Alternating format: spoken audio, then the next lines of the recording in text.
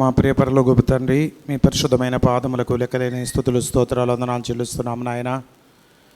ఈ రాత్రికాల సమయంలో మరొకసారి మేమందరం కూడా ఈ రీతిగా నీ పరిశుద్ధ మందిరంలో కూడుకొని మీ నామాన్ని స్తుతించుటకు, మీ నామాన్ని గానపరచుటకు మీరు ఇచ్చిన సమయాన్ని బట్టి నీకు వందనాలు చెల్లిస్తూ ఉన్నాం నాయన.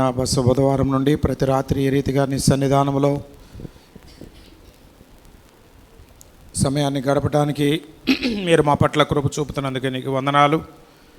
ప్రత్యేకంగా 2024 సంవత్సరంలో జనవరి నెల, ఫిబ్రవరి నెల మీరు మమ్మల్ని కాపాడి ఈ మార్చి నెలలో ప్రవేశింపజేశారు తండ్రి. మొదటి దినమంతా కాపాడారు. గత రాత్రి మీరు ఇచ్చినటువంటి మంచి సహవాసాన్ని బట్టి నీకు వందనాలు. మరలా ఈ రెండవ రాత్రిలో ప్రభువా మేమందరం కూడా నీ సన్నిధిలో సమకూడి ఉండగా ఇంతవరకు పాడిన పాటల ద్వారా మీ నామానికి మహిమ తెచ్చుకున్నారు. మరి మీ దాసులు మా ప్రియులు మురళి గారిని విజయవాడ నుంచి మా మధ్యలోకి నడిపించినందుకు మీకు స్తోత్రాలు. మీ దాసులు మీ పక్షాన్ని సమయం నిలబడుతూ ఉండగా మీ దాసుల నోట మీ మాటలు ఉంచి మా అందరితో మీరు మాట్లాడమని యేసు పరిశుద్ధ నామమున ప్రార్థిస్తున్నాము తండ్రి, ఆమేన్. దేవుని పరిశుద్ధ నామానికి స్తోత్రం కలుగును గాక. దేవుని మహా ఉచితమైన కృపను బట్టి ఈ 2024 సంవత్సరంలో గడిచిన 2 నెలలు కూడా ప్రభు తన కృపలో ఆయన మనల్ని భద్రపరిచి కాపాడి ఈ 3వ నెలలో ఆయన ప్రభు మనల్ని ప్రవేశింపజేశారు. మొదటి దినం ప్రభు మనల్ని కాపాడారు. మరి ప్రతి నెలలో కూడా మన సంఘంలో ఈ రీతిగా మొదటి 3 దినాలు ఆరాధనలు జరగడం అనేది మనందరికీ ఆశీర్వాదకరమైన అనుభవం. అంత మాత్రమే కాకుండా శ్రమల దినాల సందర్భంగా కూడా మరి భస్మ బుధవారం నుండి అంటే దాదాపుగా ఫిబ్రవరి నెల 14వ తారీఖు నుంచి మందిరంలో ప్రతి రాత్రి ఈ రీతిగా ఆరాధనలు జరుగుతూ ఉన్నాయి. మరి ఈ శ్రమల దినాల్లో మన సంఘంలో నుండి బిడ్డలు రోజుకొకరు చొప్పున దేవుని యొక్క వాక్యాన్ని అందిస్తూ వస్తూ ఉన్నారు. మరి ప్రతి నెల 1, 2, 3 తారీఖులు ప్రత్యేకమైన ప్రార్థన కూడికలుగా వీటిని మనం జరుపుకుంటున్నాం కనుక మరి గత రాత్రి మనం ఆహ్వానించినటువంటి దైవజనులు మరి బాబురావు గారు వచ్చి చక్కని వర్తమానం అందించి వెళ్ళారు. అలాగే ఈరోజు దేవుని వాక్యాన్ని అందించడానికి మన ప్రియులు మనందరికీ సురపరిచితులు మరి మురళి గారిని అడిగినప్పుడు వారు మరి మన మధ్యలోనికి రావడం జరిగింది. వారి సమయంలో దేవుని యొక్క వాక్యాన్ని మనతో పంచుకుంటారు. మన ఆహ్వానాన్ని మన్నించి మన మధ్యలోనికి వచ్చినందుకై మురళి గారికి మన సంఘం తరపున వందనాలు చెల్లిస్తూ ఈ సమయాన్ని వారికి అప్పగిస్తూ ఉన్నాను.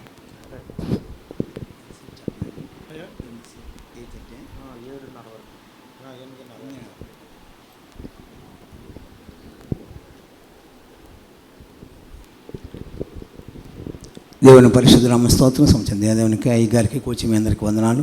చిన్న ప్రార్థన చేస్తున్నాం. మమ్మల్ని మెక్కులుగా ప్రేమించిన మా ప్రియ పరలోక తండ్రిని ఘనమైన పాదమ లెక్కలేని స్థితి స్తోత్రాలు తండ్రి ప్రభాని కొన్నాను. అద్భుతకరుడు ఆశ్చర్యకరుడు అని కొన్నాను తండ్రి ప్రభా. దయగల తండ్రి రక్షకాని కొన్నాను తండ్రి ప్రభా. ఈ శ్రమ దినాల్లో తండ్రి ప్రభా నాయన ప్రతి ఒక్కళ్ళు ఉపవాసం ఉండితని ప్రార్థన చేస్తున్నారు తండ్రి ప్రభా. నీ కొన్నాను వాళ్ళకున్న చిక్కులు సమస్యలు అడ్డుబండ్లు ఆటలు అన్నీ తీసివే ప్రభా. ఆయుష్ దయచే ఆరోగ్యం దయచేది కొనాలి. నీ దాసుడికి దాసురాలకి తండ్రి ప్రభా మంచి ఆరోగ్యం దయచే తన ముగ్గురు పిల్లలు ఉన్నసం నిలబెట్టి నీ కొన్నాను తండ్రి ప్రభా. సంఘ బిడ్డలు అందరూ కూడా తండ్రి ప్రభా నాయన వాళ్ళకు మంచి ఆరోగ్యాలు దయచే అనుకోకుండా విజయం నన్ను నడిపించి నజరేయడానికి కొన్నాను. అయ్యా నీకే స్తోత్రాలు తండ్రి నీ కొన్నాను. ఇది 3వ ప్రార్థన ప్రభా నీ కొన్నాను. ఉదయకాలం నుంచి తండ్రి నీ కొన్నాను. చెప్పబోయే వాక్యం తోడుకొని నీవే సహాయం చేయమని యేసునామమున నడుతున్నాను తండ్రి, ఆమేన్. యోనా గ్రంథము 3వ అధ్యాయం 5వ వచనం. యోనా గ్రంథము 3వ అధ్యాయం 5వ వచనం. నినివే పట్టణం వారు దేవుని విశ్వాసం ఉంచి ఉపవాస దినము చాటించి గనులేమి అల్పులేమి అందరము గోని పట్ట కట్టుకోండి. ఆ సంగతి నినివే రాజుకు వినబడినప్పుడు అతడు తన సింహాసనం మీద నుండి దిగి తన రాజవస్త్రం తీసివేసి గోని పట్ట కట్టుకొని బూడిదలో కూర్చున్నాం. మరియు రాజైన తాను తన మంత్రులను ఆజ్ఞ ఇవ్వగా ఒకవేళ దేవుడు మనసు తిప్పుకొని పశ్చాత్తాపుడై మనం లయం కాకుండా తన కోపాగ్ని చల్లార్చుకొని కనుక మనుషులు ఏది పుచ్చుకోనకూడదు. పశువులు కానీ ఎద్దులు కానీ గొర్రెలు కానీ మేత మేయకూడదు. నీళ్లు త్రాగకూడదు. మనుషులు దుర్మార్గులను విడిచి తాము చేయి బలత్కారం కూడా మానివేవాళ్ళను. మనుషులేమి పశువులేమి సమస్తము గోని పట్టా కట్టుకున్నాను. జనులు మనపూర్వకంగా దేవుని వేడుకొనవలను. ఆ దూతలు నినివే పట్టణం చాటించి ప్రకటన చేసి ఈ నినివే వారు తమ చెడునడతలు మానుకొనగా వారు చేయుచున్న క్రియలను దేవుడు చూసి పశ్చాత్తాపుడు వారికి చేయదని తాను మాట ఇచ్చి కీడు చేయక మానెను.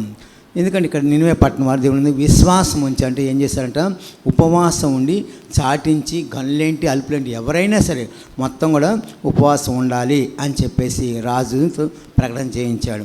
అలాగే ఈ రాజు ఏం చేశాడు, ఇంకా మరి రాజవస్త్రాలు తీసివేసి గోనె పట్ట కట్టుకొని బూడిదలో కూర్చుండి మరి ఇక దేవుని వైపు మనసు తిప్పుకొని పశ్చాత్తాపడు అంటే ఏంటి, చేసిన తప్పులు, చేసిన పాపాలు, ఇలాంటివన్నీ కూడా మనం వదులుకొని మరి చాలా జాగ్రత్తగా ఉండాలని, ఉపవాసం ఉన్నప్పుడు అన్నీ వదులుకోవాలి. ఎందుకంటే తప్పులు ఎన్ని చేసావో అన్నీ వదిలేసుకుని క్షమాపణ అనాలి దేవుని సన్నిధిలో. మరి ఎంతమందిని మోసం చేసావో, ఎన్ని అబద్ధాలు ఆడావో, మరి ఉపవాసం అన్నీ వదిలిపెట్టేసి దేవుని సన్నిధికి వచ్చి నువ్వు ప్రార్థన చేసి మొరబెట్టినప్పుడు దేవుడు కీడు రానివ్వకుండా మేలు చేస్తాడు. గుర్తుపెట్టుకోండి, మేలు చేసే దేవుడు కానీ కీడు చేసే దేవుడు ఎంత మాత్రం కానే కాదు. మనుషులైతే కీడే చేస్తారు. మనుషులు మనతో మాట్లాడుతూనే ఉంటారు, పైకి ఎంత చక్కగా ప్రవర్తిస్తూనే ఉంటారు, కానీ మన వెనకాలే కీడు పన్నాగాలు పనుతూ ఉంటారంట. అందుకే ఇక్కడ అన్నాడు, ఇక్కడ ఏమన్నాడు, ఎద్దులు కానీ గొర్రెలు కానీ మేత కూడా ఏం మేయకుండా, నీళ్లు కూడా ఇవ్వకుండా వాటికి కూడా ఉపవాసం ఉంచాడు దేవుడు. అందుకే మరి కొన్ని జంతువులు ఏంటంటే, జూ పార్కులు ఏంటంటే ఒక శనివారం నాడు మాత్రం ఉపవాసం ఉంచుతారు జూలో. గుర్తుపెట్టుకోండి, మేము జూ పార్క్ వెళ్ళినప్పుడు హైదరాబాద్లో అక్కడ వీటికి ఆహారం ఏంటంటే, మేము శనివారమే వెళ్ళాం, ఈ రోజంతా వాటికి ఉపవాసమేనండి, ఆదివారం నాడు మళ్ళీ పెడతాం, వారానికి ఒకసారి ఉపవాసం ఉంచుతారంట. ఎందుకంటే అవి కూడా మాట వినాలి. ఎందుకంటే కొన్ని క్రూర జంతువులు వాళ్ళు చెప్పిన మాట వినవు, అవి ఎదురు తిరుగుతూ ఉంటాయి. సింహాలే కానీ, పుల్లే కానీ, ఎలుగుబంట్లే కానీ, ఇలాంటివన్నీ కూడా ఏంటంటే ఆ చెప్పిన మాట వినకుండా వాళ్ళ మీద తిరుగుబాటు చేస్తూ ఉంటాయి. అందుకని ఒకరోజు నా కడుపు కాలిస్తే వాళ్ళకి ఉపవాసం వస్తే అవి లైన్లోకి వస్తుంటారు, జూ పార్క్లో చెప్పారు వాళ్ళు. అలాగే మనం కూడా ఏంటంటే, మనం కూడా మన తప్పులు సరి చేసుకోవాలంటే, దేవునిలో బాగా ఎదగాలంటే ఉపవాసం చాలా మంచిది.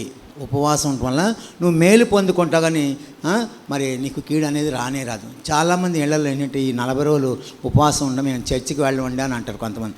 చర్చికి రావాలి, ఎందుకంటే ఇంట్లో ప్రార్థనే. కానీ దేవుడు ఏమంటున్నాడు, నా సన్నిధిలో కనబడమంటున్నాడు దేవుడు. కనబడితే నీకు మేలే చేస్తాడు. గుర్తుపెట్టుకోండి, మేము ఉపవాసం ఉన్నాం కానీ ఎక్కడైనా ఉపవాసమే కదని కొంతమంది అంటారు. ఎక్కడైనా ఉపవాసం కాదు, ఉపవాసం ఉన్నా కరెక్టే, దేవుని సన్నిధిలో నువ్వు కనపడాలి, అంతవరకే.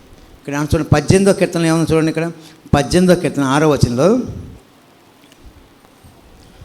నా శ్రమలో నేను యెహోవాకు మొరపెట్టి తిని నా దేవుని ప్రార్థన చేసి ఆయన తన ఆలయంలో ఆలకించి నా ప్రార్థన అంగీకరించెను, నా మొర ఆయన సన్నిధిని చేరి ఆయన చెవులు చూచెను. దావీదు రాసిన కీర్తన.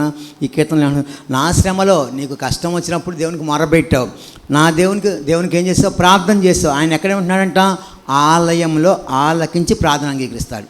తెలుసండి, ఆలయంలో దేవుడు ఉంటాడు, దేవుడు వింటాడు. ఎంతసేపు నువ్వు ప్రార్థన చేస్తున్నావో, ఎంతసేపు నువ్వు స్తుతులు చెల్లిస్తున్నావో, ఎంతసేపు వాక్యం శ్రద్ధగా వింటున్నావో, అన్నీ దేవుడు ఆలయంలో నేను చూస్తున్నాడు.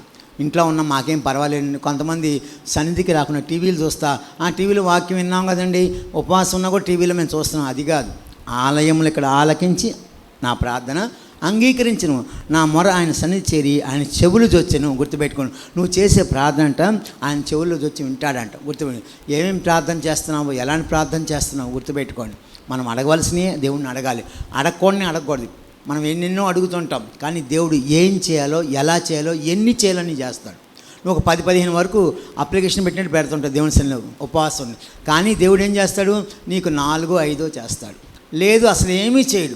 నేను ఉపవాసం ఉన్నాను 40 రోజులు, నాకు దేవుడు ఏం కార్యం చేయలేదు మనం అనుకోకూడదు. ఎందుకంటే నువ్వు ప్రార్థన చేస్తున్నావు కరెక్టే, ఉపవాసం ఉన్నావు కరెక్టే, కానీ నీలో ఇంకా ఏదో ఉన్నది, కొంత తీసేసుకోవాల్సింది ఏదో ఉన్నది.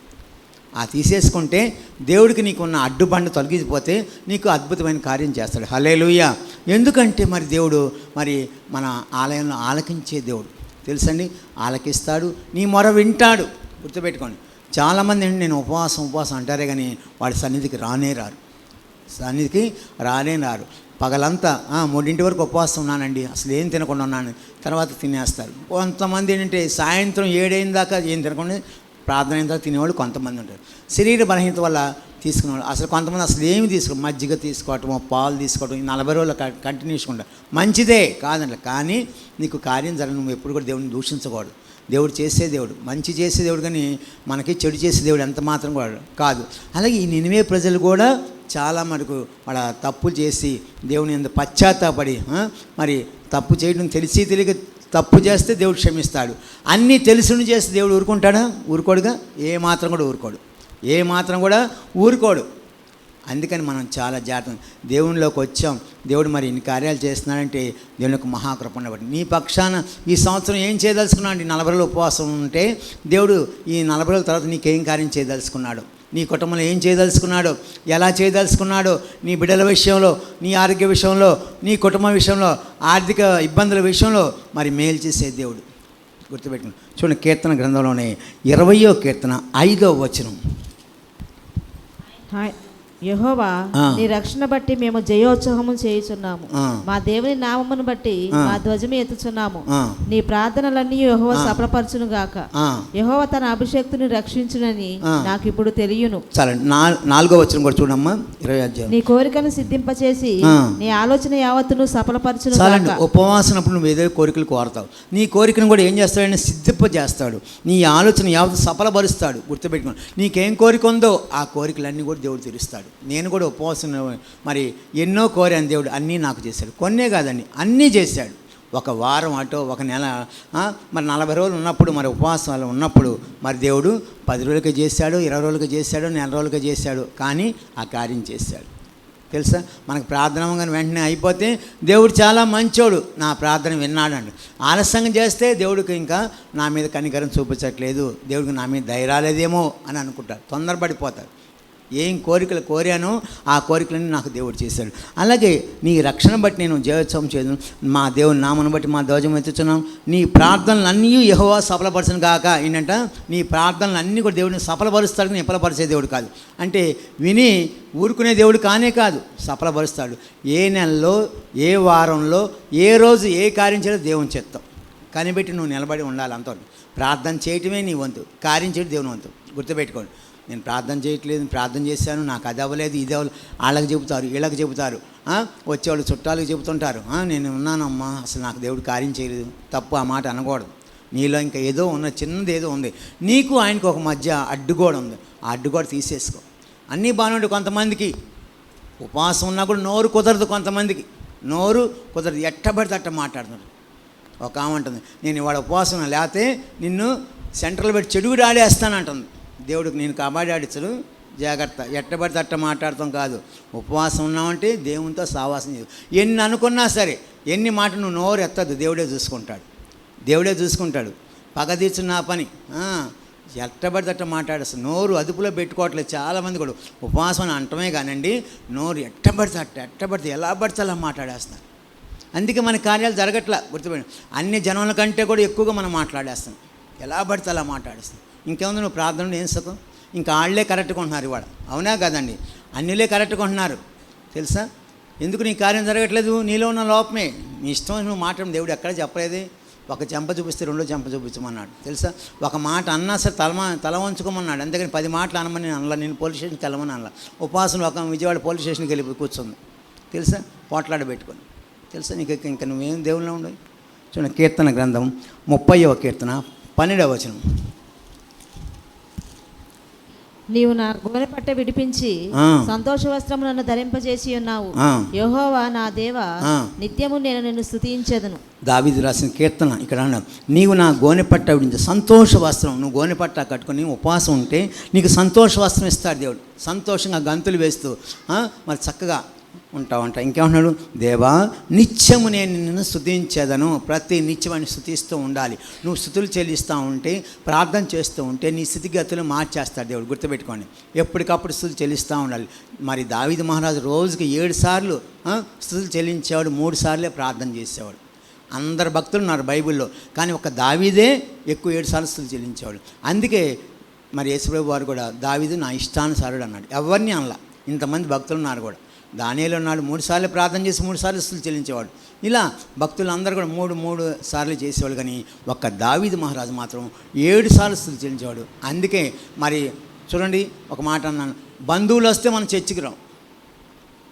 ఆదివారం నాడు అనేక పనులు పెట్టుకుంటాం, ప్రార్థన ఎగ్గొడటానికి వంక పెట్టుకోండి. చుట్టాలు వస్తే వాళ్ళు కూడా చర్చికి తీసుకురా. అయ్యగారు చెప్తుంటే వాక్యం వింటే వాళ్ళు కూడా మారు మనసు పొందుతారు. రక్షణ దేవుడు మాట్లాడతాడు ఆ రోజున. తెలుసా, అంతేగాని వాళ్ళు వచ్చారని వాళ్ళతో కూర్చొని బాతా కనుగొట్టుకుంటా టైం వేస్ట్ చేసుకుని ఆ వారం అంతా నువ్వు ప్రార్థన రాకుంటే నీ ఇంట్లో ఎన్నో సమస్యలు, శోధనలు వస్తాయి. తెలుసా, మా ఇంటికి చుట్టాలు ఫోన్ చేస్తారు, ఆదివారం వస్తున్నాను ఇవాళ ప్రార్థన మానే అని అంటారు. నాకు ఆదివారం మీరు రావద్దు, సోమవారం రండి అన్నారు. ఒక్క ఆదివారం నీకు వెళ్ళబోతే ఏమైంది అన్న, ఒక్క సోమవారం నాడు సెలబెడితే ఏమైంది నీకు నేను అన్నాను. తెలుసా, నువ్వు ఎప్పుడు మారవు, నువ్వు ఇంతే అన్నాడు. మీరు ఎప్పుడు దారిలోకి రారు, మీరు ఇంతే నేను అన్నా. తెలుసా, నాకు నీకు దేవుడు ముఖ్యం, చుట్టాలు ముఖ్యం. నాకు దేవుడే ముఖ్యం. మీరు మాట్లాడి వస్తారని లేదు, అంతవరకు నాకు దేవుడే ముఖ్యం. సోమవారం రండి, ఆదివారం మాత్రం మీరు రావద్దని చెప్పేసి.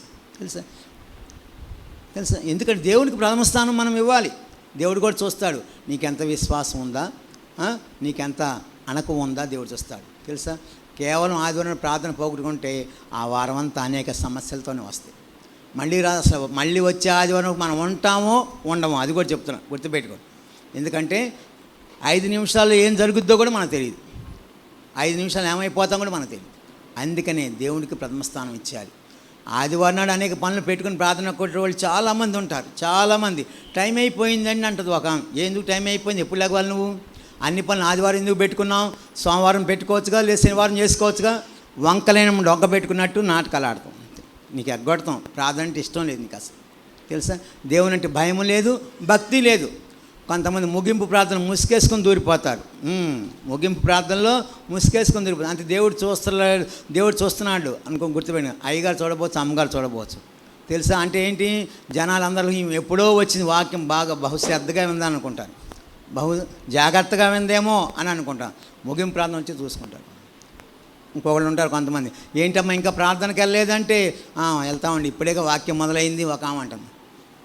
ఆమె నేను లోపు వెళ్ళామా ఏంటి అని అంటుంది. తెలుసా? మొదటి నుంచి ఉండాలి. లేట్ కమ్మనగా వెళ్ళకూడదు. లేట్ కమ్మనగా వెళ్తే దేవుడు కూడా లేట్గానే మీకు కార్యాలు చేస్తాడు. నువ్వు ఎంత ఉపవాసం ఉన్నా సరే గుర్తుపెట్టుకో.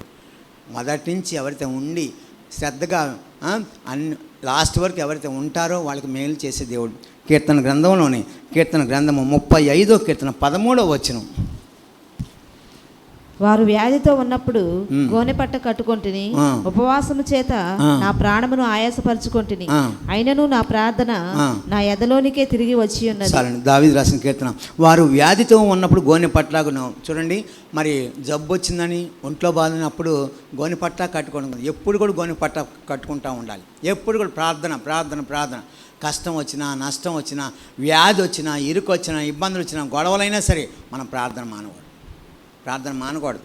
ఇంకెక్కడ అంటున్నాడు చూడండి, ఉపవాసం చేత నా ప్రాణంకు ఆయాసపరచుకుంటుని, ఆయనను నా ప్రార్థన నా ఎదురును తిరిగి వచ్చినది. ఆయనను నీ ప్రార్థన ఎదురునికి వచ్చేస్తుందంట. గుర్తుపెట్టుకోండి, జాగ్రత్తగా ఉండాలి. వ్యాధి వచ్చినప్పుడు రోజు వచ్చేయటం కాదండి. వ్యాధి లేకపోయినా సరే ఆరోగ్యంగా ఉన్నప్పుడు కూడా దేవుని సన్నిధిలో గడపడాలి. తెలుసా? ఎప్పుడైతే నువ్వు అన్నీ అయిపోయి నాకేం పర్వాలేదులే అని అనుకుంటారు కొంతమంది. నాకు ఇంకేం పర్వాలేదు, దిగులు లేదు. విజయవాడలో ఒక ఆమె ఉంది, తల్లిగారు, ఆమెకి క్యాన్సర్ వచ్చింది. క్యాన్సర్ వస్తే డాక్టర్ చెప్తే, అమ్మ నువ్వు ఎక్కువ కాలం నువ్వు బతకవంటే అన్ని రాలే ఆవిడ. సరే అని చెప్పేసి ఇక దేవుని సన్నిధికి వచ్చి చక్కగా అందరికంటే ముందు వచ్చేది, అందరికంటే చక్కగా ముందు వచ్చి ఊడ్చి చాపలేసి మంచినీళ్ళు పెట్టి చక్కగా అన్నీ కూర్చొని వాక్యం విని లాస్ట్లో మళ్ళీ అంతా ఊడ్చేసి అన్ని సరిచేసి వెళ్ళిపోతూ ఉండేది. అట్లా 3 నెలలు బాగా వచ్చింది. తర్వాత డాక్టర్ దగ్గర వెళ్తే క్యాన్సర్ లేదమ్మా, నీకు దేవుడు మంచి ఆయుష్ ఇచ్చా అంటే ఇంకేం పర్వాలేదని. అట్లా 2 నెలలు ఇంకో 2 నెలలు వచ్చిన తర్వాత రావటం మానేసి, ఏంటమ్మా చర్చికి రావట్లేదంటే, చర్చికి వస్తే నిద్ర వస్తుంది పాస్టర్ గారు అంది. మరి ఇక్కడ ఉండి ఏం చేస్తామంటే టీవీలు చూస్తా కూర్చొని 2 గ్లాసులో టీ పోసుకొని ఆరగా దోరగా తాగుతూ సీరియల్ చూస్తా కూర్చుంది. 3వ నెలలో టపామని లేపేశాడు దేవుడు. గుర్తుపెట్టు, పేడెరగడైపోయింది. గుర్తుపెట్టుకోండి, దేవుడు అంటే ఏదో ఆషామాషి గల దేవుడు మన అనుకుంటారు చాలామంది. రోషం గల దేవుడు, భయంకరమైన దేవుడు, నీతి గల దేవుడు, యథార్థవంతుడు ప్రార్థన ఆయన ఆలకిస్తాడు. మాయ మోసం చేసిన ప్రార్థన ఎప్పుడు ఆలకించడు. గుర్తుపెట్టుకోండి, మాయ చేసిన మాయగానే పోతారు. యథార్థవంతుడు ప్రార్థన ఆయన ఆలకిస్తాడు, అంగీకరిస్తాడు. వాళ్ళు ఏదడిది అది ఇస్తాడు దేవుడు. గుర్తుపెట్టుకోండి, నువ్వు అందరినీ మోసం చేసి ఉపవాసం ఉండి ప్రభువా నాకు అది ఇది అంటే ఏమి ఇవ్వడు దేవుడిని, ఏమి ఇవ్వడు. ఏది కాదు నీ వల్ల కాదు. అంతవరకు అందరికీ చెబుతాను, నా గురించి ప్రార్థన చేయి, నా గురించి ప్రార్థన చేయి. నువ్వు చేసిన పనులన్నీ కూడా మోస పనులు చేసుకొని మాయ చేసుకొని ఉపవాసం ఉన్నాను, ఈ కార్యం జరగాలంటే దేవుడు కార్యం చెయ్యడు. ఇంపాసిబుల్. గుర్తుపెట్టుకోండి, ఇంపాసిబుల్. తెలుసా? న్యాయంగా ఉండు, యథార్థంగా ఉండు, నీతిగా నడుచుకో, అంతవరకు. తెలుసా? ఇలా ఎప్పుడైతే నువ్వు ఉంటావో నీ ప్రార్థన దేవుడు వింటాడు, ఆలకిస్తాడు, ఆమెన్ అంటాడు. హల్లెలూయా. చూడండి, కీర్తన గ్రంథంలోనే 39వ కీర్తన 12వ వచనం. నా ప్రార్థన ఆలకింపుము, నా మొరకు సెవియగ్గుము, నా కన్నీళ్లు చూసి మౌనంగా ఉండకుము. నీ దృష్టికి నేను అతిథి వంటి వాడను, నా పితరులందరి వలె నేను పరవాసినై ఉన్నాను. దావీదు రాసిన కీర్తన గుర్తుపెట్టుకోండి, యెహోవా నా ప్రార్థన నా మొరకు చెవియగ్గుము, నా కన్నీళ్లు చూసి మౌనంగా ఉండవు. కన్నీటి ప్రార్థన అంటే దేవుడికి ఇష్టమే. మౌనంగా ఎందుకు ఉంటాడు దేవుడు? గుర్తుపెట్టుకోండి, మౌనంగా ఉండడు. తెలుసా? నీ కన్నీటితో ప్రార్థన చేసుకో, వింటాడు, కరెక్టే. దేవుడు కన్నీళ్ళు పెడితే దేవుడు ఇష్టపడే దేవుడు కాదు. అయ్యో నా బిడ్డ కన్నీళ్ళు పెట్టి ప్రార్థన చేస్తుంది, ఎంత బాధపడుతుందో, ఎంత వేదన పడుతుందో, ఎంత వ్రతం చేస్తుందో, ఎంత కష్టంలో ఉందో అని చెప్పేసి దేవుడు కరుణిస్తాడు, కాపాడు. కానీ ఒకటి, మాయతో చేసి నువ్వు కన్నీళ్ళు పెట్టుకుని అయిందని కానీ కొంతమందికి ఆడవాళ్ళకి కన్నీళ్ళు బాగా వస్తాయి. ఎందుకు ఏడుస్తుందో తెలియదు, ఎలా ఏడుస్తుందో తెలియదు. దొంగ ఏడుపులు, మా ఏడుపులు ఏడవద్దు. ఉపవాసం ఉండి జాగ్రత్త. నీ ప్రార్థనకు జవాబు రానే రాదు. నీ ప్రార్థన జవాబు రాదు అని రాదు. ఏడ్చేసి డొల్లాడి నువ్వు ఎంత ఏడ్చినా నీకు జవాబు రానే రాదు.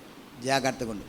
ఏదో బైబిల్ పట్టుకున్న నాకేం పర్వాలేలే అని అనుకుంటాను, నా ప్రార్థన వింటాడు, నేను కన్నీళ్ళు పెట్టాను కదా, దేవుడు చూస్తున్నాడు అని అనుకున్నా కూడా దేవుడు నీకు కార్యం చేయనే చేయను. గుర్తుపెట్టుకోండి, మాయ చేయొద్దు, మోసం చేయొద్దు. నమ్మకంగా ఉండండి. మీరు దేవుని సన్నిధిలో నమ్మకంగా యథార్థంగా ఉండండి. ప్రతి విషయంలో ప్రతి దానిలో కూడా చక్కగా ఉండాలి. అన్ని విషయాలు దైవ సేవకుడు కుడిభుజంగా ఉండాలి, దైవ సేవకుడు దశింభావుడు కరెక్ట్గా ఉపవాసం ఉంటున్నారు. కానీ మరి మీ భోజనం మరి దేవుని సన్నిధి తీసుకొని రావాలి. ఆ డబ్బులే కానీ, ఆ రైసే కానీ, ఆ కూరగాయలు కానీ నేను అలాగే ఇస్తుంటాను. అన్నిట్లో ప్రతి దానిలో కూడా, లేదా అమౌంట్ తీసేసి మా దైవ సేవకుడు ఇస్తాను, తెలుసండి. ప్రతి నెలలో చక్కగా ఇస్తుంటాను. మీరు కూడా అలా ఇవ్వాలి. ఉపవాసం అంటా కానీ నీ భోజనం డబ్బులు ఎవరికి ఇస్తున్నావు, ఎవరికి పెడుతున్నావు? కొంతమంది వాళ్ళ స్నేహితులకి తన సీక్రెట్స్ తెలిసిన వాళ్ళకి భోజనం పెడతారు, ఎక్కడ గుట్టు బయట పెట్టేస్తావు అని చెప్పేసి. బాగున్నసేపు బాగుంటారు, తింటారు, తిరుగుతారు, తర్వాత బయటపడి అలరాలు చేసుకుంటారు. అలా కాదు. నువ్వు ఉపవాసం ఉన్నప్పుడు నీ ఉపవాస భోజనం తీసుకొచ్చి పెట్టేయాల్సిందే, దేవుని సన్నిధికి ఇచ్చేయాల్సింది. ఆ క్యాష్ ఇచ్చేయటము, ఆ సరుకులు తీసుకొచ్చి ఇచ్చేయటము, ఇలాంటివన్నీ కూడా మనం చేస్తూ ఉండాలి. కీర్తన గ్రంథంలోని 61వ కీర్తన మొదటి వచనం.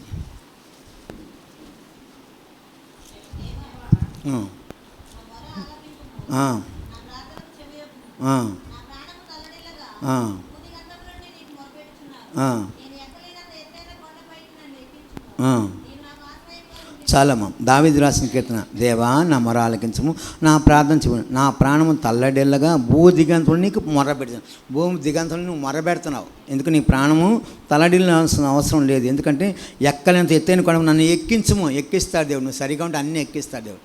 ఎన్ని అడిగితే అన్ని దేవుడు నీకు ఇస్తాడు. ఏది అడిగితే అది దేవుడు నీకు ఇస్తాడు. ఎందుకు ఇవ్వడు నీకు దేవుడు? నువ్వు సరిగా ఉంటే. ఎన్ని సమస్యలు వచ్చినా, ఎన్ని ఇరుకులు వచ్చినా, ఎన్ని ఇబ్బందులు వచ్చినా, ఎంత ప్రాణం మీదకి వచ్చినా సరే, నువ్వు కరెక్ట్గా ఉంటే, నువ్వు ప్రార్థన చేస్తే చక్కగా దేవుడిని కార్యం చేస్తాడు. నువ్వు తల్లడిల్లి అటొక గంతు ఇటొక గంతు వేసేసేసి వెళ్ళకూడని చోటకు వెళ్ళి తినకూడని తినేసి ప్రభువా నీకు స్తోత్రం నాకు ఆత్రం అంటే కాదు. గుర్తుపెట్టుకోండి, తెలుసా? చేయవలసిన పనులు చేయకూడదు. వెళ్ళకూడని చోటకి వెళ్తారు, తినకూడని అన్నీ తినేసి వస్తారు. ప్రభువా నీవే నాకు సహాయం చేయాలంటే ఎవడెళ్ళమన్నా నిన్ను? వెళ్ళొచ్చా? వెళ్ళకూడని చోటుకు వెళ్ళకూడదు, అన్నీ తినేసి వస్తారు.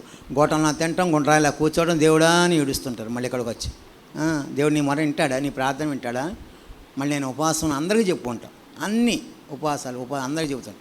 ఎందుకు చెప్పాలి? ఉపవాసం ఉన్నప్పుడు దేవుడికి నీకు తప్ప ఎవరికి తెలియకూడదు. దేవుడికి తప్ప నీకు తప్ప ఎవరికి తెలియదు. రహస్యం మంది చూసిన తండ్రి నీకు ప్రతిఫలం ఇస్తాడు. గుర్తుపెట్టుకోండి, రహస్యం చూసిన తండ్రి నీకు ప్రతిఫలం కావాలంటే, దేని యొక్క మేలు కావాలంటే ఎవరికి చెప్పనేకూడదు. మతేశ్వరం చూశారు, మీరు వేషధారులను ప్రార్థించినప్పుడు మీ ముఖం వికారంగా పెట్టుకోకూడదు. ఏంటి ఎలా ఉన్నావు అంటే, నేను ఉపవాసం. ఎవరు చెప్పన్నా నీకు ఉపవాసం? ఏం లేదు. చెప్పుకుంటారు, కొంతమంది చెప్పుకుంటారు. అంత చెప్పుకున్న వాళ్ళు నీకు ఏమైనా ప్రయోజనం ఉందా? లేదు. వాళ్ళు ఏమైనా చేయగలరా? వాళ్ళు ఏమీ చేయలేరు. దేవుడే నీకు చేయాలి. ఏది చేసినా సరే దేవుడే నీకు చేయాలి. ప్రతిఫలం ఇవ్వాలన్నా, నీ సమస్య తీరాలన్నా, నీ ఆటంకాలు తప్పించాలన్నా, దానికి పరిష్కారం మార్గం ఏంటంటే యేసే దేవుడు. గుర్తుపెట్టుకోండి, ఆయన తప్ప ఎవరు చేయలేరు, ఎవరి వల్ల కాదు. జనం మెప్పు మనకు వద్దు, జనం పొగడ్తలు మనకు వద్దు. గుర్తుపెట్టుకోండి, దేవుడు ఉంటే చాలు మనకు. నా జీవితం మరి అలాగే ఒంటరి పోరాటంలో ఒక్కడిని ఉపవాసం ఉండి ప్రార్థన చేసినప్పుడు అనేకమైన అద్భుత ఆశ్చర్య కార్యాలు మేలు చేస్తూ దీవించాడు. హల్లెలూయా.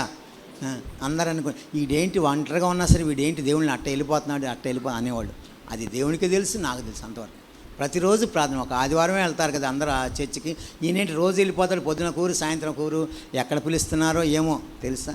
దేవుని సన్నిధి ఉంటే అదొక ఆనందం, అదొక ఆయుష్ ఆరోగ్యం. గుర్తుపెట్టుకుని ఇంటికాడ ఉన్న కాంచి కూడా కూర్చుంటే లేకపోలేము, లేస్తే కూర్చోాలి. నరాలు పట్టేసి, కాళ్ళు పట్టేసి, కీళ్ళు పట్టేసి ఉండాలి. అదే దేవుని సన్నిధిలో పరిగెడతా ఉంటే నీకు ఆయన శక్తిని ఇస్తాడు, బలాన్ని ఇస్తాడు, ఆయుష్ ఇస్తాడు, ఆరోగ్యం ఇస్తాడు. ఏ వ్యాధి నీకు రానివాడు. గుర్తుపెట్టు, ఏ వ్యాధి నీ వెంట కూడా రానే రాదు. గుర్తుపెట్టు. ఇంకా నీకు లేడి పిల్ల జింక కనుక ఎంత పరుగులు వేస్తూ చకచక వెళ్ళిపోతుంటుందో అలా నువ్వు వెళ్ళిపోతుంటావు. ఎక్కడ ప్రార్థన అక్కడికి వెళ్ళిపో. ప్రార్థన ఉన్నంత ఆనందం, ఆయుష్ అన్నీ దేవుడే ఇస్తాడు. గుర్తుపెట్టుకోండి. ఇంకా నువ్వు తెలుసుకోలేని విషయాలన్నీ కూడా దేవుడే నీకు బయలుపరుస్తాడు. జ్ఞానం ఇస్తాడు, తెలివిస్తాడు. ఉపవాసం ఉన్నా కొంతమంది జ్ఞానం ఉండదు. గుర్తుపెట్టుకోండి. ఉపవాసం ఉన్నా కూడా జ్ఞానం ఉండదు, తెలివి ఉండదు, బుద్ధి ఉండదు, వివేకం ఉండదు. ఎందుకంటే సరిగ్గా ప్రార్థన లేక, సరిగ్గా లేక, వివేకం లేక అన్ని విషయాలు మనకు కావాలంటే దేవుణ్ణి అడగాలి. ప్రభువా, ఎందుకంటే సర్వ సంపదలు నా యొద్దనే ఉన్నాయని, తెలివి, జ్ఞానం, బుద్ధి, వివేకం కూడా సామెత గ్రంథంలో అన్నీ కూడా నా యొద్దని మీరు పొందుకోండి, మీరు అడగండి నేను ఇస్తానండి. ఏదైనా సరే దేవుడు అడిగితే ఇచ్చే దేవుడు. అడగక మనం పొందలేకపోతున్నాము. అడగట్లేదు, అడగకుండా అన్నీ అడుగుతాను, అడగకుండా అన్నీ అడిగేస్తాను. అందుకే మన కార్యాలు జరగట్లేదు. కీర్తన గ్రంథంలోనే 66వ కీర్తన 20వ వచనం. దేవుడు నా ప్రార్థనను త్రోసివేయలేదు, నా యొద్ద నుండి తన కృపను తొలగింపలేదు, ఆయన సన్నుతింపబడును గాక. దావీదు రాసిన కీర్తన. దేవుడు నా ప్రార్థన త్రోసివేయలేదు. దేవుడు ఎప్పుడు త్రోసివేయడండి. నీ ప్రార్థన ఎప్పుడు కూడా త్రోసివేయడు. నా యొద్ద నుండి తన కృపను తొలగింపలేడు. ఆయన కృప ఉండబట్టి మనం ఇవాళ బతికి బట్ట కడుతున్నాం. తెలుసండి, ఇవాళ భూమి మీద మనం ఉన్నామంటే ఆయన కృప ఉండబట్టే బతుకున్నాం. పొద్దున పడుకున్న మనిషి మధ్యాహ్నానికి లేకట్లేదు, రాత్రి పూట తెల్లారి లేకట్లేదు. ఎన్ని జరుగుతున్నాయో భయంకరమైన మరణాలు. ఎందుకంటే కూర్చుని చనిపోతున్నాడు. గుర్తుపెట్టుకోండి. కూర్చున్నట్టే చనిపోతుంది. ఎప్పుడు కూడా మా దగ్గర ఒక ఉంది, ఎప్పుడు చేస్తావు తన భర్తని ఎప్పుడు తిడతా ఉండి, నోరు ఎంతబడితే అట్టమాట. ఆయన చూస్తే మంచి ఉద్యోగస్తుడు, నెలకి 80,000 జీతం. ఒక రోజున మరి లెగిసి సోఫాలో కూర్చొని పేపర్ చదువుతున్నాడు. పేపర్ చదువుతుంటే కాఫీ తీసురా అన్నాడంట. ఎప్పుడు లేచింది మొదలు నీ కాఫీగా, నన్ను ఏ పని చేసుకుని ఎప్పుడు చేస్తావు నువ్వు అని ఇట్టాగే తిట్టింది. ఈ లోపల పేపర్ చదువుతున్నాడు, ఉన్నటువంటి హార్ట్ అటాక్ వచ్చింది, సోఫాలను కొలబడిపోయాడు. కాఫీ తీసుకొచ్చి అక్కడ పెట్టేసింది. చదువుతున్నాడే అనుకుందే కానీ ఇక పెట్టేసి వెళ్ళిపోయింది. ఎంతసేపు అయినా సరే కాఫీ తాగట్లేదేంటి, కాఫీ చల్లారిపోద్ది, మళ్ళీ వేడి చేయాలి, నీ చాకరీ నాకు సరిపోతుంది, నువ్వు ఎప్పుడు చేస్తావో ఏమో అని నీకే చెప్పేదని గప్పుని పేపర్ లాగితే ఆయన అప్పటికే కుప్పగోలు పడిపోయాడు. చూసావా, ఎప్పుడు చనిపోతావు ఇదే మాటలు. నోటికి ఎంత మాట వస్తే అంత మాట అండి. గుర్తుపెట్టుకోండి.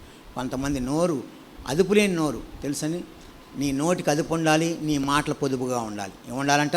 నీ నోటికి అదుపు ఉండాలి, నీ మాటలు పొదుపుగా ఉండాలి, జాగ్రత్తగా ఉండాలి, ఆచి తూచి మాట్లాడాలి. ఎలా పడితే అలా మాట్లాడాలి. వాళ్ళు ఏడిస్తే నా భర్త వస్తాడా?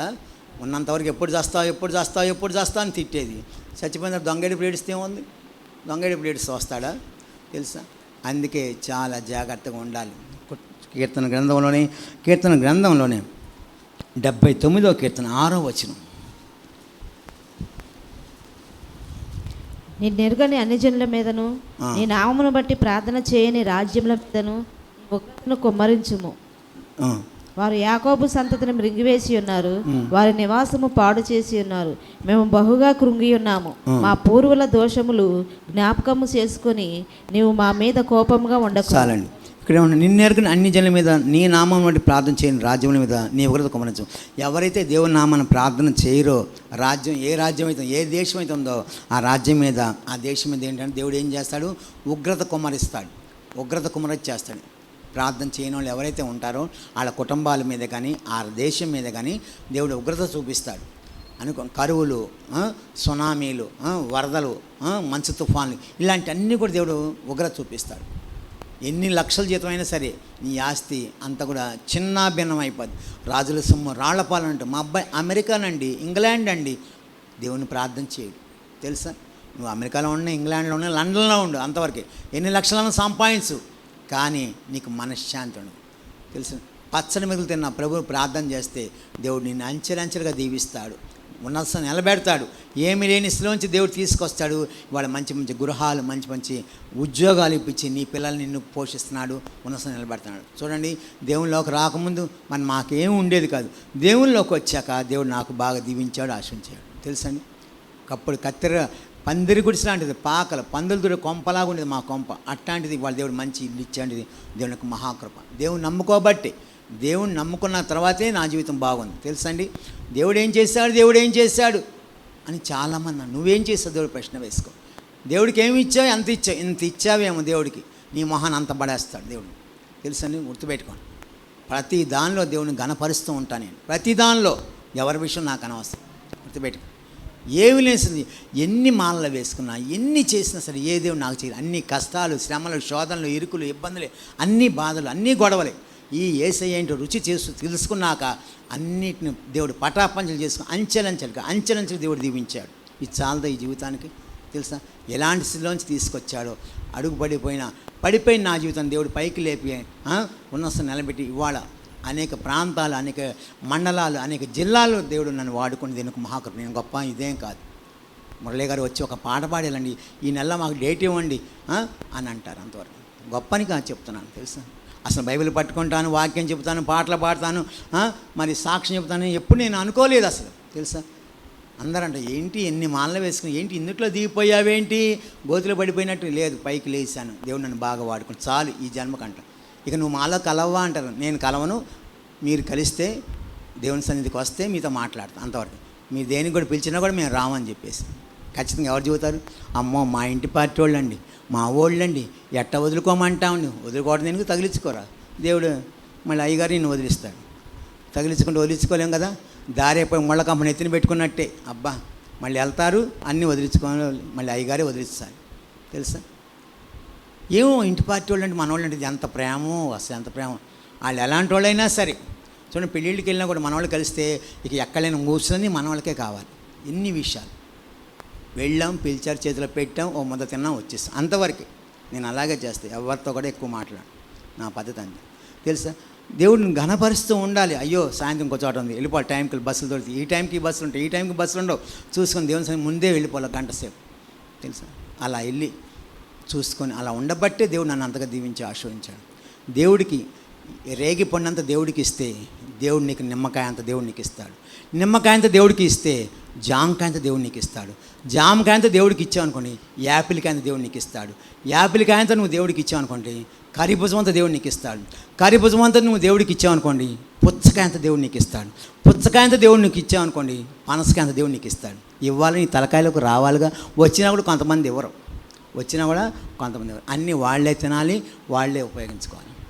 తిన్నా వండుకునే యోగం ఉండదు కొంతమందికి, తిన్నా వండుకునే యోగం ఉండదు. ఎందుకు? ప్రార్థన లేదు వాళ్ళకి, ప్రార్థన లేదు. నువ్వు ఏది తినాలనుకున్నావో, ఏది వండుకోవాలనుకున్నావో అంతా కూడా దేవుని చిత్తమే. అన్నీ ఉన్నా కొంతమందికి కుదరదు. ఏమైనా ఎక్కడో కూరగాయలు అయిపోతాయి, తీసురా తెగ ఫోన్ చేసేస్తారు. కూరగాయలు తెచ్చినాక ఏమన్నాయి కూరగాయలు ఏమన్నా నీకు తెలియదా? ఏదో ఒకటి వండు, నన్ను అడుగుతావేంటి అంటాడు ఆయన. నీకు తెలివి జ్ఞానం ఏది ఉంటే అది వండుకోవాలి. అసలు ఏదీ లేదండి, ఏం వండుతాం? నా దగ్గరికి 10 మంది విజయవాడ నుంచి హైదరాబాద్కి వచ్చాను. నేను హైదరాబాద్ ఉన్నప్పుడు 10 మంది వచ్చారు. ఆ ట్రైన్ 6 గంటలకే రావాలి హైదరాబాద్. 12ంటికి వచ్చింది, లేట్గా వచ్చింది. మా ఇంటికి వచ్చారు, ఆవురమంట ఉన్నా. అన్నీ ఉన్నాయి నా ఇంట్లో, కూరగాయలు లేవు. ఎట్లా? అరే మురళి ఆకలేస్తున్నారు, మాకు ఆకలేస్తుంది. ఎలాగంటే అప్పుడు ఐడియా ఏం చేయను, కూరగాయలు సరే సమయానికి కూడా ఆలోచన రావాలి. గబగబా కాస్త ఎండుమిరగాయలు ఉల్లిపాయలు ఉంటే పచ్చి పులుసు పెట్టేసి చింతపండు పచ్చడి చేసేసి పెడితే ఆవురమని తిని పారేసేసారు. నిద్ర సుఖం ఎరగదు, ఆకలి రుచి ఎరగదంట. ఏంటంటే నిద్ర సుఖం ఎరగదు, ఆకలి. మనం లేదో అంటాం. సరే మీ భర్త ఒకవేళ పని మీద ఉండి లేట్ అయ్యి ఒకవేళ మర్చిపోయాడు అనుకో, ఎన్నిసార్లు చెప్పినా ఎట్ట అనేస్తారు. ఎందుకు? పల్లెటూరేగా మీకు. నేను ఎక్కువ కూరగాయలు కొన్నాను, చెప్తున్నాను. కూరగాయలు కొన్నాను. కొత్తిమీర, కరివేపాకు ఇవన్నీ ఉంటాయి. రైస్ వండేస్తాం, కరివేపాకు రైస్ చేసేస్తాం. కంటికి మంచిది, గుండెకి మంచిది, గుర్తుపెట్టింది. ఒక రోజున కరివేపాకు రైస్, ఒకరోజు కొత్తిమీర రైస్, ఒక రోజున వాము రైస్, ఒకరోజు జీలకర్ర రైస్. ఇక ఇవన్నీ లేదనుకోండి, ఇంట్లో పెరుగు ఉంటుంది, 2 ఉల్లిపాయలు కోసేసి, అల్లం క్యారెట్ ముక్కలు కోసేసి కర్రీ రైస్ చేసేస్తాం. కంటికి మంచిది, గుండెకి మంచిది, ఒంటికి కూడా చలవ. తెలుసా? అదే క్యారేజ్ కూడా కట్టచ్చు, పంపించవచ్చు పిల్లలకి. మనకు అవి కాదు, మన ముక్కలు కావాలి. ముక్కలో గుడ్లు ఇవే కావాలి. తెలుసా? ఆలోచన జ్ఞానం ఉండాలి, గుర్తుపెట్టుకోండి. ఆలోచన జ్ఞానం ఉండాలి. తెలుసా? క్యారేజ్ వేడివేడి అన్నం క్యారేజీకి తీసుకెళ్తే పిల్లలకి, భర్తకి అన్నిటికీ సరిపోద్ది. కరివేపాకు ఎంత మంచిది కండి, తీసి పారేస్తారు. కరివేపాకు తీసి పారేస్తారు. దానిలో ఎన్ని పోషక పదార్థాలు, కొత్తిమీరలు ఎన్ని పోషక పదార్థాలు. ఇవన్నీ కూడా ఏంటంటే మనకి తెలివి లేక, జ్ఞానం లేక. తెలుసు? లేదు అనే మాట ఎప్పుడు అనకూడదు. ఉన్న దాంతో సరిపెట్టుకోవాలి. ప్రభా ఈ పచ్చడి నీకు స్తోత్రం, ఇవాళ ఈ మజ్జిగ ఇచ్చానికి స్తోత్రం. మా అబ్బాయి క్యారేజీ కట్టి కూరలో వండేసేసి నేను మంచిళ్ళు మజ్జిగ పోసుకొని తినేసి ఉండేవాడిని. మజ్జిగ పోసుకొని కూర కూడా వండుకోండి. అదే డాడీ మజ్జిగ పోసుకుని అంటే ఏం పర్లేదు నేను కూర నీసు కూర వండేవాడిని. మా అబ్బాయికి ఎక్కువ రొయ్యలు చేపలు మటన్ కానీ అన్నీ వండేవాడిని. నేను మాత్రం మజ్జిగ పోసి తినేసేవాడిని. ఏదైనా కూర కర్రీ పండి తెచ్చుకోవచ్చుగా డాడీ, నాకు వద్దని. ఇవాళ కూరలు ఫ్రిడ్జ్లో పెట్టి రేపొద్దున వేడి చేసి ఇస్తున్నారు హోటల్స్లో కూడా కొన్ని. నాకు ఇష్టం ఉండేది కాదు తెలుసా. ఎందుకు నాన్న అంటే నేను ప్రార్థనకి వెళ్ళిపోవాలి, నాకు ప్రార్థన ముఖ్యం, ఈ వంటల ముఖ్యం కాదు అనేవాడు తెలుసా. మరలా వెళ్ళిపోవటం, సాయంత్రం మళ్ళీ ప్రార్థన వచ్చేసి మళ్ళీ బాబుకి వంట చేసేసి మళ్ళీ పరుగులో చలమంటే వెళ్ళిపోయేవాడు. ఈ ఒక్క క్షణం కూడా లేట్ చేయకుండా ఉండిపోండి.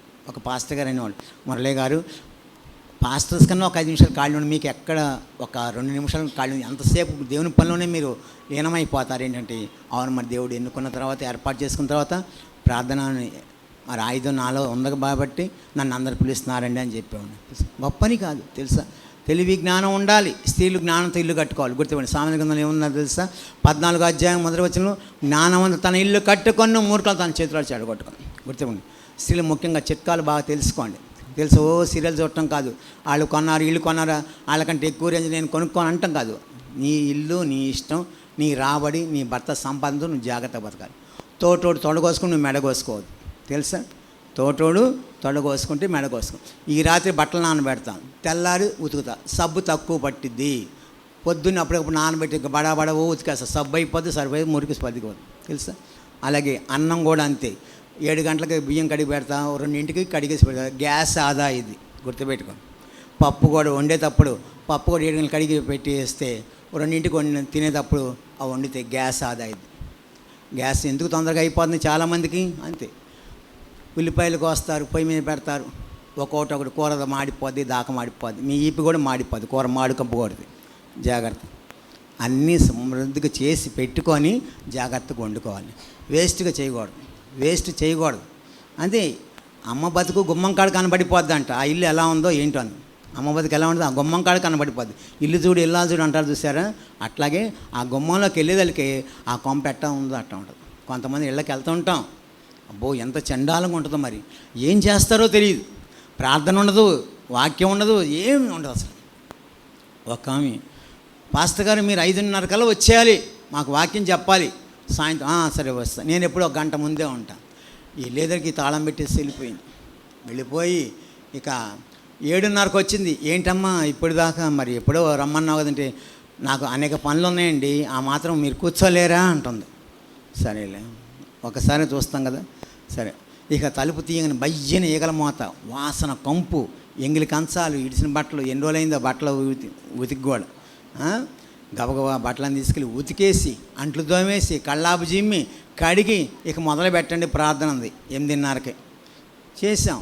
8:30కి మొదలుపెట్టి 9:30కి చెప్పి ఇక అంతా కూడా చేసిన తర్వాత, అయ్యగారు మీ వాక్యం బాగుంది, మళ్ళీ వచ్చేవారు మీరే రావాలండి. నేను రాను, నాకు కుదరదు, ఖాళీ. అదేంటన్నా నాకు కుదరదమ్మని ఒక్కసారే చూస్తాను. మనిషి గుణం, ఇత్తనాన్ని చూసి గిత్తన కొనండి, సాంప్రదాయం చూసి సావాసం చేయండి అని సామెత ఉంది. ఏంటంటే ఇత్తనాన్ని చూసి గిత్తన కొనాలంట, సాంప్రదాయం చూసి సావాసం. అడ్డగోలతో ఎవరితో పడితే సావాసం చేస్తే మన బతుకు బళ్ళారైపోద్ది, ఆ మనిషి తుళ్ళూరు అయిపోతాడు. జాగ్రత్త, ఆచి తూచి జ్ఞానంతో నడుచుకోవాలి తెలుసా. ఏదో రమ్మంటే ఏదో సంచేసిన ఏదో నువ్వు పెట్టే ముద్ద కోసం, నువ్వు ఇచ్చే టీ కోసం ఎవడైనా ఎగబడి వస్తాడా? 4:30కి రావాలి. ఎట్ట చెప్పావు ఫోజు కొట్టుకున్నావు.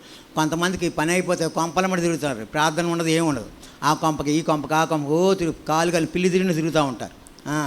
ప్రార్థన చేసుకొని స్తుతులు చెల్లించి వాక్యం చదువుకుంటూ దేవుడు ఎందుకు నీతో మాట్లాడు, నీ సమస్య ఎందుకు పరిష్కారం అవుతుంది. అలా చెప్తే వాళ్ళు ఏమైనా తీరుస్తారా? వీళ్ళకి చెప్తే ఎదురింటి వాళ్ళు చెప్తే ఏమైనా తీరుస్తారా? ఎవరు తీర్చరు. నీ ప్రార్థన దేవుడు, నీ రహస్యం దేవుడు చూసే దేవుడు కనుక తలుపులు వేసుకుని ప్రార్థన చేసుకో, వాక్యం చదువుకో, దేవుడు నీతో మాట్లాడతాడు. అంతవరకు వాడి కార్యాలు జరగడం కారణం మనలో ఉన్న లోపమే. గుర్తుపెట్టుకోండి, మనలో ఉన్న లోపమే.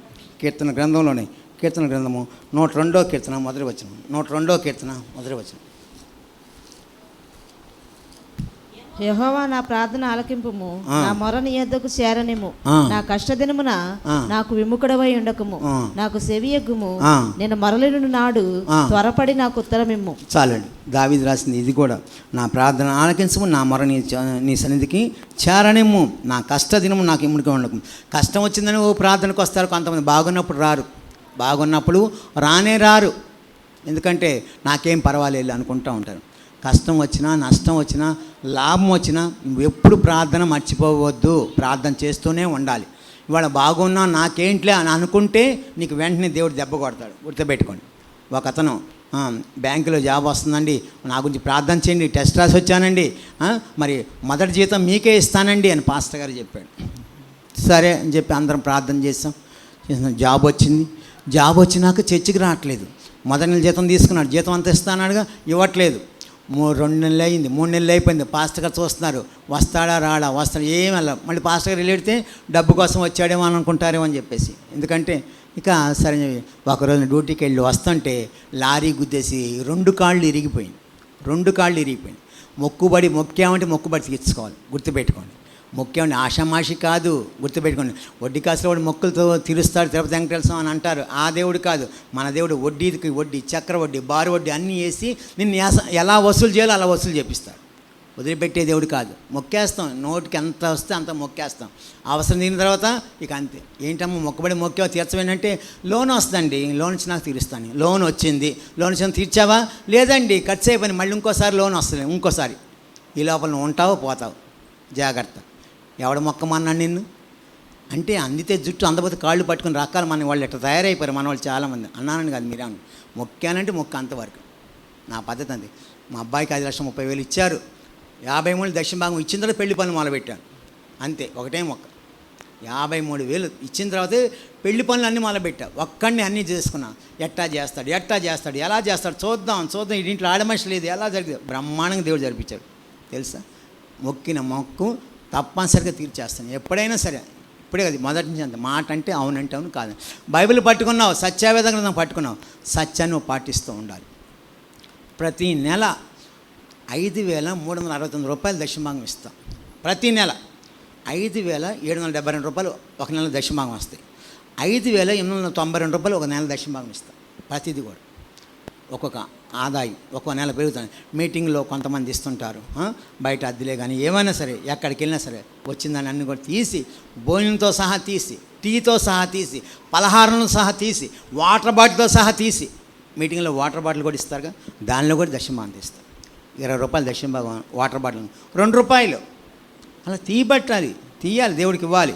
సమృద్ధిగా కొంతమంది ఇచ్చేటప్పుడు సూర్మంట ఇస్తారు, మొహం మార్చుకొని ఇస్తారు. సంతోషంగా ఇస్తే దేవుడు ఇంకా సమృద్ధికి ఇస్తాడు, సంతోషంగా నీకు అన్నీ ఇస్తాడు. అమ్మో దేవుడికి ఇంత ఇస్తున్నావు అనుకోదు. నువ్వు ఎవరికి ఇస్తున్నావు? అయ్యగారికి ఇవ్వట్లా, దేవుడికి ఇస్తున్నావు. గుర్తుపెట్టు.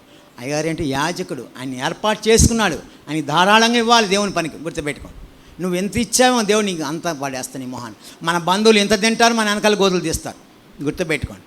ఏం పెట్టింది, ఏం చేస్తుంది. ఇంకా పైపెచ్చి వాళ్ళకి చాటు మన చీరలు పెడతారు, ఛార్జీ డబ్బులు కూడా ఇస్తారు వెళ్ళేటప్పుడు ఏడుచుకుంటా. అసలు ఇద్దరు ఏముంటారు, ఏం పెట్టింది, ఏమి ఇచ్చింది, ఇదేంటి, దీనికి ఎంత ఉందో ఇదే ఇచ్చింది ఏంటి అంటారు. అదే దేవుడికి నువ్వు దేవుడికి ఇవ్వండి, అంతకంత రెట్టింపు ప్రతిఫలం నీకు దేవుడు పొందుకుంటావు. నేను అలాగే పొందుకున్నాను తెలుసా. వాడి ఇష్టంలో ఉన్నట్టు దేవుని యొక్క మహాకృప. నా తెలివి కాదు, నా చదువు కాదు, నా ఆస్తిపాస్తులు కాదు, డబ్బే ముఖ్యంగా దుబాయ్ వెళ్తే వాడు కొన్ని లక్షల జీతం. దేవుడు వద్దంటే అయిపోయింది. 1 గంట సేపు కాలేజీ చెప్తే 5,000 ఇస్తాన్నారు. 10 కాలేజీ 10 5 50,000. ప్రభా ఏంటంటే అది కూడా చేయొద్దు, నువ్వు సువార్త ప్రయాణం చాలు, నీ పాటలు నీ సాక్ష్యం ఆకను అంతే. వీడు వచ్చిన దుబాయ్ జాబ్ వదులుకున్నాడు, కాలేజీలో ఉద్యోగం వదులుకున్నాడు. ఇంకా ఏంటి వీడు పిచ్చోడు, వీడు అంత తెలివితో కూడా ఎవరు లేడు. వీడు వెరి వేంగళప్ప అని తాటకులు ఎంతోమంది కట్టారు. ఎంతమంది ఎన్ని కట్టుకున్నా, ఎన్ని చేసినా నేను మాత్రం దేవుని పని చేస్తున్నాను. ఎన్నెన్నో మాట్లాడారు సొంత బాబాయిలు, పెద్దన పిల్లలు అందరూ కూడా. అందుకే అంటారు చేతకాని మగాడికి వాగుడు ఎక్కువ, పనిరాని ఆడదానికి కోపం ఎక్కువ. ఏంటంటే చేతకాని మగాడికి వాగుడు ఎక్కువ, చెత్త వాగుతా కూర్చుని 4 కూర్చున్నాను మగాళ్ళు. పనిరాని ఆడదానికి కోపం ఎక్కువ. పని చేయమంటే అన్నీ ఇస్త్రీ వేస్తుంటారు కొంతమంది ఆడవాళ్ళు. బట్టలకుండా గుండీలు తెగిపోయిందా కూర్చో, ఏంటి ఇంత కోపంగా కూర్చుతుందని చెప్పేసి.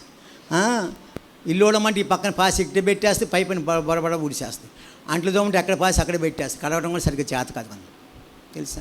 పనులు చెప్పాలి ఆడపిల్లలకి. ఒక ఇంటికి వెళ్ళినప్పుడు మీ అమ్మ ఏం పని నేర్పింది నీకు అని మిమ్మల్ని అంటారు.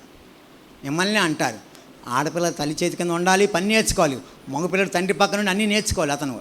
అంతేగాని పని చేయమంటే వాళ్ళు చాలామందికి వాళ్ళు అందరూ చూసినా చేతిలో సెల్ ఫోన్ చూసుకుంటూ ఆడుకుంటా తినేటప్పుడు కూడా సెల్ ఫోనే. తినేటప్పుడు వాళ్ళు చాలామంది తెలుసా ఎక్కువ సెల్ ఫోన్ వాడకూడదండి. మెదడు నరాలు దెబ్బతింటాడు. టీవీలో చెప్పాడు మొన్న, మెదడు నరాలు దెబ్బతింటాయంట. మళ్ళీ చెవులో పెట్టుకున్నాను, దానివల్ల చెవుల వల్ల చెవి క్యాన్సర్ కూడా వస్తుందంట. ఎంతవరకు మాట్లాడాలి అంతవరకు. నేను 1,00,000 పెట్టి సెల్ ఫోన్ కొనుక్కోగలను, కానీ చిన్నది చాలు నాకు. ఒకటి ఎక్కువ 2 తక్కువ అన్నట్టు కానీ ఎవరితో ఎక్కువ మాట్లాడు, ఒకటి ఎక్కువ 2 తక్కువ అన్నట్టు కానీ మాట్లాడితే ఫోన్ పెట్టేస్తాను. అయ్యగారు మీరు రావాలి, మాకు దగ్గర 3 రోజులు మీరు ఉండాలి, ఇన్ని పాటలు పాడాలి అంట. సరేనండి అలాగే అంటాం, వస్తానండి అంట. ఇక అంతే. అయ్యా మీరు ఏం తింటారు, ఏంటంటే అదే మీకు ఫిషా, మటనా, ఫ్రాన్సా, ఇంకేంటి, మాకేం వద్దు బాబు, అంత ఏదో ఇగురు తోటకూర ఇగురు చాలండి. అదేంటి అని నేను అలాగే అంట. చాలామంది అదే అడుగుతారు, ఇదే ఏమో ఒకటి సంగతి నాకు వద్దయ్యా, నాకు ఉంటే బయట పచ్చడి వేసి పెట్టినా చాలు, లేదు వంట ఆ సమయానికి కాకపోయినా నేను టైంకి బస్సు ఎక్కి వెళ్ళిపోతాను అన్నాడు. అంతే. కోరికలు గొంతెమ్మ కోరికలు కోరుతూ ఉంటారు కొంతమంది. ఒకళ్ళ దగ్గరికి వెళ్ళినప్పుడు పెట్టిన తిని వచ్చేయాలి, ఇచ్చింది తీసుకుని ఇస్తే ఇస్తారు, లేకపోతే దేవుడు ఇంకో చోట ఇప్పిస్తాడు. నా విశ్వాసం అది. అంతవరకు వాళ్ళ ఇంటికి వెళ్ళిన వాళ్ళు అది పెట్టలేదు ఇది పెట్టలేదు కూడా అనకూడదు, అంతవరకు. పెడితే పెడతారు, లేకపోతే పెట్టలేదని కూడా అనకూడదు, అంతవరకు. దేవుడు ఇంకో చోట ఇప్పిస్తాడు. అలా ఎన్నోసార్లు నాకు జరిగింది, అంతవరకు తెలుసా అండి, ఎన్నోసార్లు జరిగింది. దేవుడి మీదే మనం ఆధారపడాలి, దేవుడే మనకి కార్యం చేస్తాడు. 109వ కీర్తన 24వ వచనం. 109వ కీర్తన 24వ వచనం. ఉపవాసము చేత నా మోకాళ్ళు బలహీనమాయను, నా శరీరము పుష్టి తగ్గి చిక్కిపోయెను. వారి నిందలకు నేను ఆస్పదుడనైతిని, వారు నన్ను చూసి తమ తలలు ఊసెదరు. ఉపవాసం వల్ల ఏంటంటే ఏమైపోద్దంట, మోకాళ్ళు బలహీనమైపోతాయి. గుర్తుపెట్టుకుని ఉపవాసం ఉన్నవాళ్ళు కొంతమంది, నా శరీరము పుష్టి తగ్గిపోద్దంట. శరీరం పుష్టి తగ్గిపోతుంది. మనం ఏంటంటే పుష్టిగా ఉండాలి, బూస్టు, హార్లిక్స్, మాల్టవా, పాలు అది ఇది తెగ తాగుతాం, కానీ దేవుడిచ్చే బలమే మనకు కావాలి. ఎందుకంటే ఇక్కడ అంటున్నాడు చూడండి, ఉపవాసం నా మోకాళ్ళు బలహీనమాయను. మోకాళ్ళు కూడా బలహీనంగా ఉండకూడదు. ఎందుకంటే మనం చాలామంది క్రైస్తవులు కనుక మటన్లు చికెన్ తక్కువ తినాలి.